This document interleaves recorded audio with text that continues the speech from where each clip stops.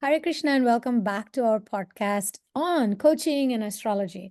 Today's theme is a little controversial, as it needs to be. So, the controversy is there a difference between men and women when it comes to coaching and astrology? And today we also have a special guest. Other than Vrinda Sundari and myself, we have Niti Kishori joining us to challenge us and shake us up a little bit and to get out of our illusory bubble of astrology and counseling and coaching. So welcome, Niti Kishori, and thank you Hare for Krishna, everyone. joining. All right. So yeah, why I was thinking about this question is I was having an astrological reading yesterday, and I found this striking difference between the father figure and the mother figure. And then I thought, oh my God, what I need to tell the man is so different from what I need to tell a woman. Even though when I see an astrological chart that, okay, the kid has this issue, this particular issue, but how I present it, it really depends on the gender, I would say, in general. It's not only gender, I'm not just being like sexist here, but it is also the gender.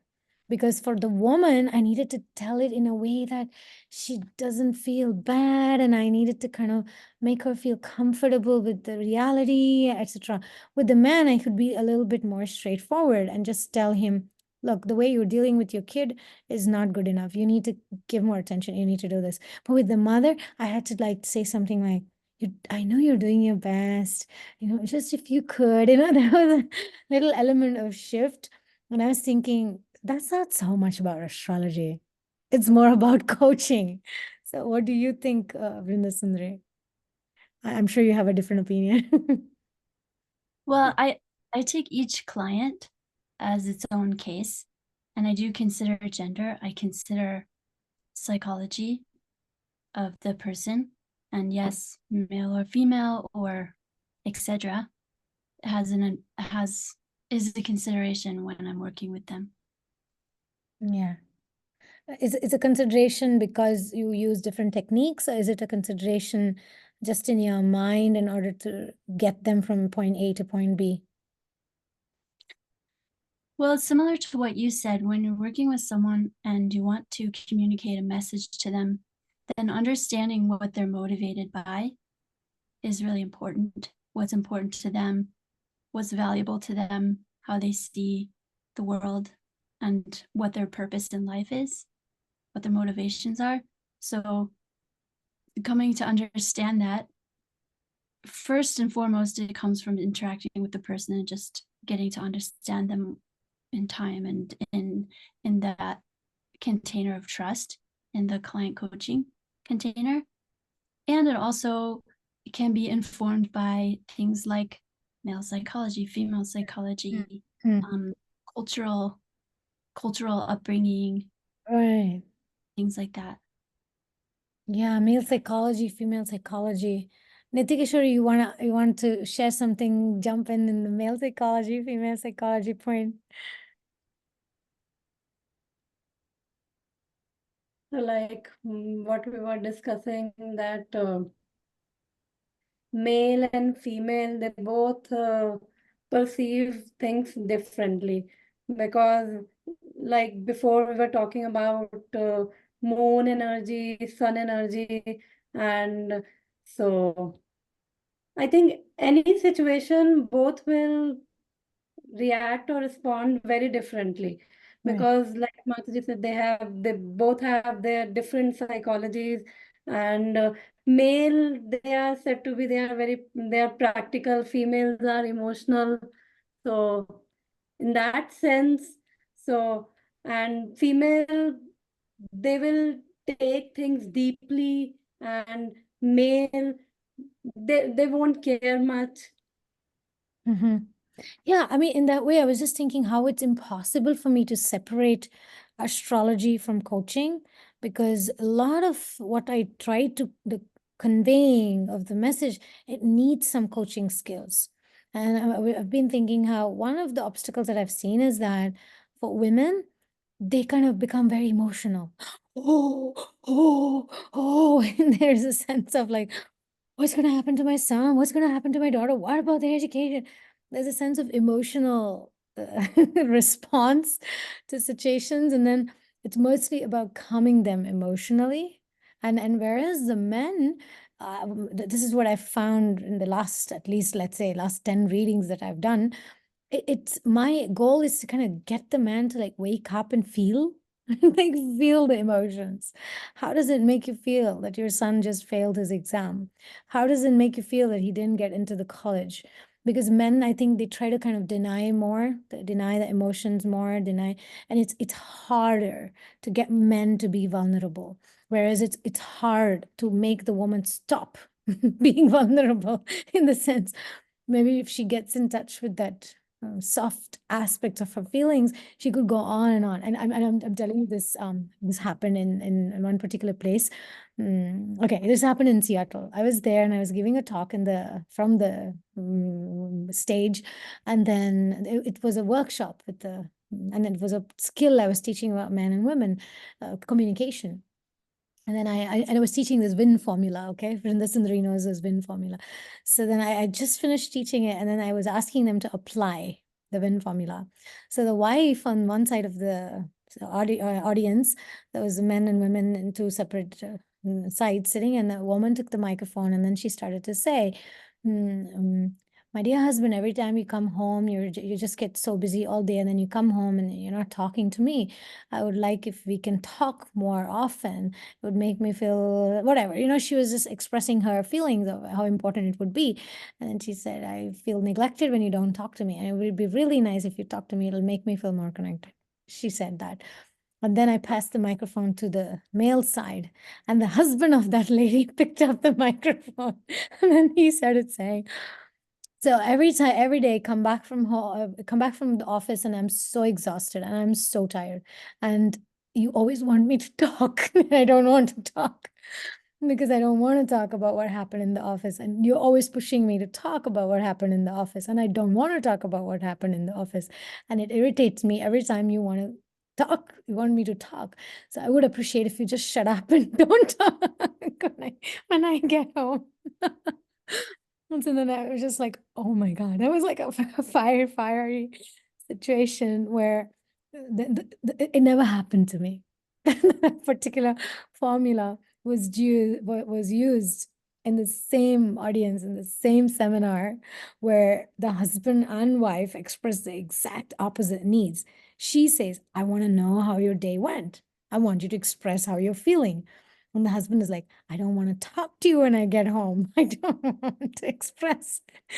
It was like very interesting. What do you got to say about that, Vrinda Sundari? What would you do in that kind of situation? Well, I'm always careful when it comes to generalizing male and female, because there have been studies that have been done on empathy. And I think that, well, anyway, the studies, they show that both men and women are empathic and have just as much empathy as each other. The difference is that women, socially, it's acceptable for women to be more empathic. Right. And then it's socially not acceptable for men to show that they have feelings or express themselves in an emotional way. So I think that it is human to have emotions and to be emotional. That's part of the human experience. I just want to put that out there.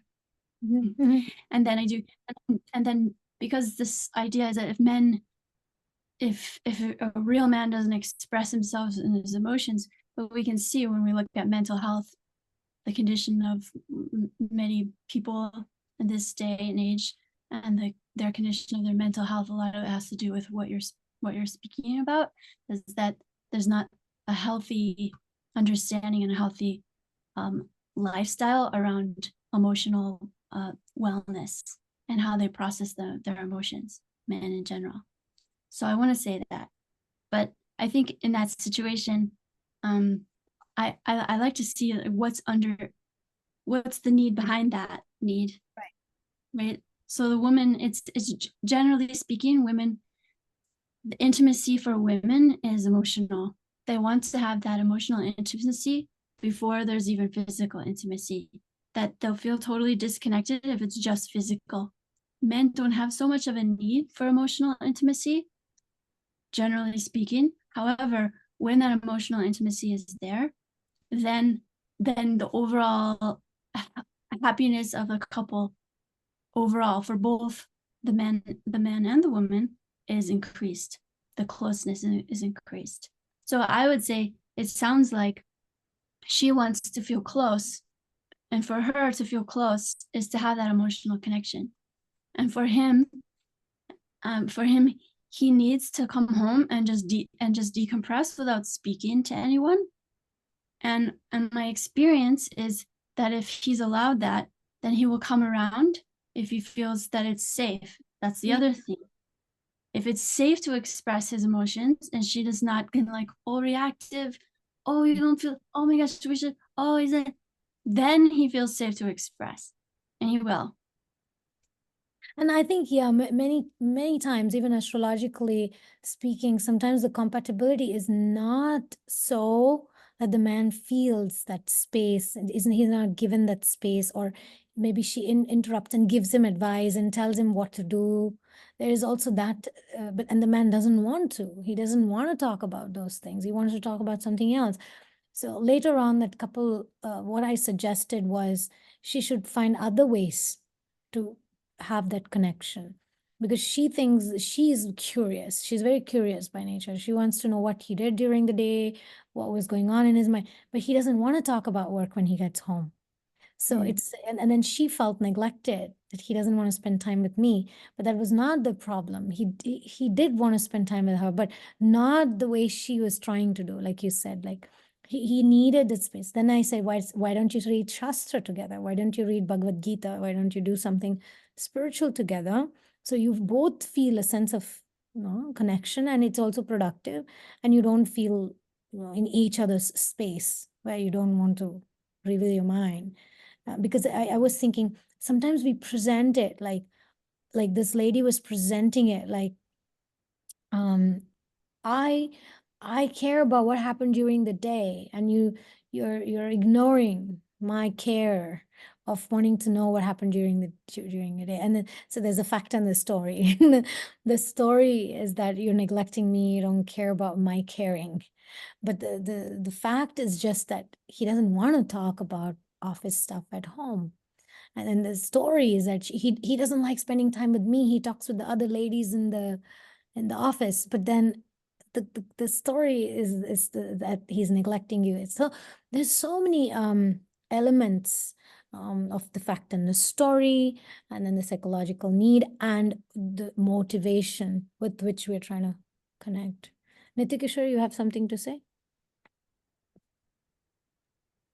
No, not right now. Okay, I thought you were getting ready with your because Nitikishore and I have been working on a project about masculine and feminine, and we've been looking at it from a Vedic perspective, how a woman's chastity has nothing to do with how she dresses or her being flirtatious. It's not about that. It's actually about her ability to be happy about who she is, being comfortable with who she is. And the man's capability has to do with him following his inspiration. It does not have anything to do with how much money he makes, or and so we were, like navigating how within a relationship, within a field of activity, both may want the same thing. The man wants relief from his office work. The woman wants connection with the man, but they just sometimes don't know the way.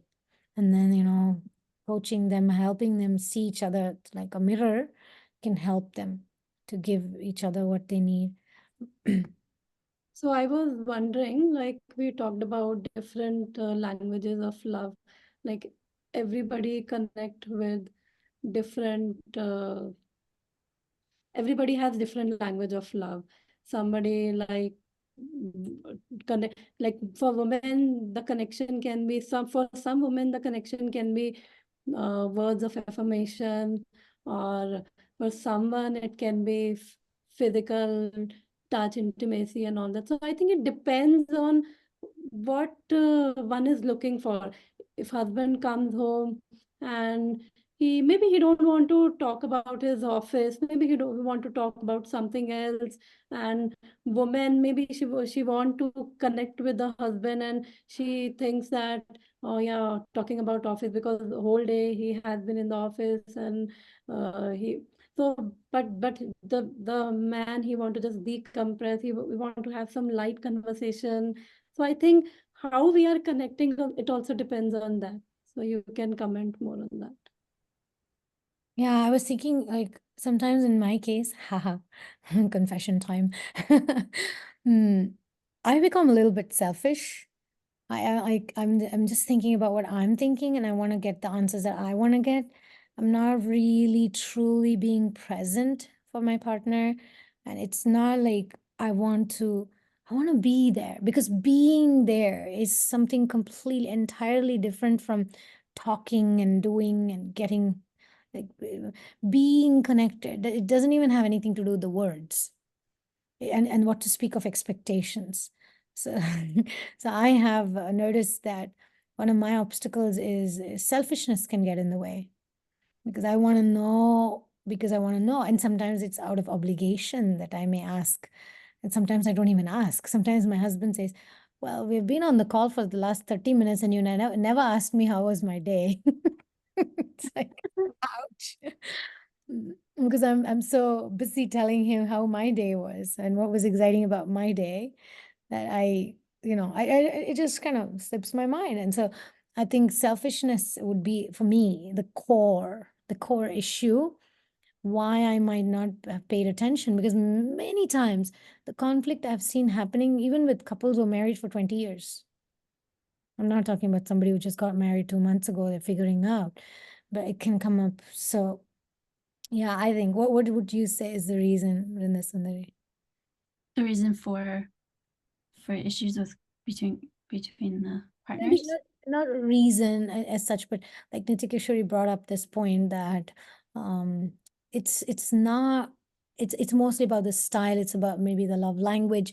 Maybe the woman thinks that he needs support to talk about his office situation, and then she feels misunderstood when he doesn't want to talk, and then he withdraws, and then she's confused. So I was saying one of the reasons could be selfishness. What would you think could be a reason that we might not be aligned, or what do you call it? The wavelength is not the same. Yeah. Yeah, I mean, I like to look at it as needs, and each of us has needs. And then one thing that for myself I discovered, which was helpful, was for me to identify very clearly what I need. And what I discovered was that I need a space to share vulnerably with others, to talk about what's going on in my life in a way that's in a space that's non-judgmental, just to sort of express myself. And I was going to my husband mainly. He was that person I was going to for that. And I could see that he wasn't really fit for the job. It was not his job description. But it was easy to go to him. And I think that happens quite often for many couples. But what helped was I started to actually see, how can I, delegate my needs. So instead of, like, I get that it's selfish, and selfishness can be turned into self-management. Where Yeah. it's like, okay, I have these needs, and that's okay. And we could look at it, which ones are excessive or which ones are just basic Vrindasundari needs. And to look at it in that compassionate way, like, okay, I have these needs, and instead of going all to this one person, how can I delegate in different ways? So I figured it out. Okay, I have this friend, and then we share. I listen to them, they listen to me, we share. We have an agreed we have a set of agreed values where, no, we don't give judgments, we just hold that space. And then as soon as I started doing that, and actually I also was receiving coaching, and that was very helpful too. That was a safe space. As soon as I started doing that, then the pressure was off my husband. And when And that pressure, in the space to be, right? yeah, it was huge. And I've read the same thing. I mean, I've been doing some research in this 12 steps program, and I even was going through one of the 12-step programs about like the relationship, 12-step codependency and relationship. And one of the things that came up that really stood out for me was try to get 50% of your needs met on your own. Hmm. Then there is going to the pressure, like you said, the pressure reduces both for your partner and for you. Then when you approach your partner with the rest 50%, maybe he can handle 20, maybe 25, whatever. Right? But like you use the word delegate, and I found that interesting. And I was thinking, yeah, I tell myself, getting my needs met in a healthy way through through healthy sources of maybe women, my mentors, or maybe my senior aunt figures, whoever, right? To get that, because traditionally men were hardly available. The guy would go out on the fields and come back at night. He hardly had the time. But today we want the guy to be the father and the father-in-law and the best friend and the guide and the neighbor, and we want the dude, poor guy, he's just a bag of bones, as Rukmini Devi says in Bhagavatam, the bag of bones. And we expect him to to fill so many roles for us. And therefore, I think the women's situation becomes more complicated, because we are, after all, the moon energy. It's all about internal, it's about the emotions, it's all about the desire, which is hidden behind the face and everything. So even if we go out and work, our emotional needs are not met. So we come home and we still come to the husband. Whereas for a man, it's the sun energy. It's more about giving. It's more about, I'm putting my energy out there. So he goes to work and he's tired. When he comes home, he just wants to go to sleep. But the woman comes home and she wants to talk all about her day. And traditionally, she had her sister-in-law, mother-in-law, and friend and neighbor to talk about all the stuff. That was the nature of women. It's the energy of the women is also chatty. And again, it's about receiving attention. Woman is about receiving. So she needs to receive. So, and like you said, if we can delegate the duty of giving to other females in our life, it'll become like a healthy circle. And I like the point you brought up about, Vrinda, what you brought up about you listen to the person and they listen to you. That's healthy moon. Moon energy is in that kind of emotional exchange, being there emotionally and receiving that emotionally. And we were in the one of the projects that I'm working with Nitya Kishori, we were discussing that point about like outreach among women. We call it, we are the harmonizers. It happens by coincidence or some kind of serendipity that you're the harmonist. You have a harmonist organization, and we are harmonizers. We're the harmonist and the harmonizer meeting each other. I think that should be the name of this podcast, harmonist and the harmonizer. So coming to harmony, we need to harmonize with our needs and take care of 50% so that the other person can harmonize with the rest 50. I mean, we kind of came to compatibility of partnership, but this can work with any relationship. Take care of it, 50%.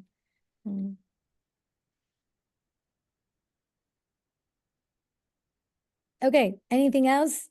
Otherwise, we can wind up here.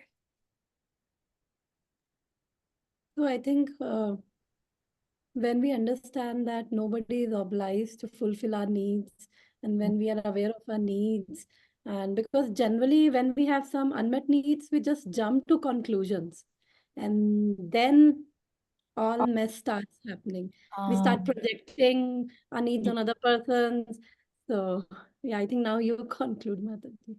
I think that's actually an excellent proposal for our next podcast, how we actually project our needs and how most of the problem arises from there, and how coaching or astrological knowledge can get us to the point of seeing that and wanting to consciously work on it and having those tools to work on that, how not to project, how to process it so we don't dump it on another person, how to not blame another person for causing me to feel this way. I think that's like a totally good theme for the next podcast. So until next time, thank you very much for listening to us or watching us. And if you have any questions or you'd like us to make a podcast on a particular subject, please do get in touch. Hare Krishna.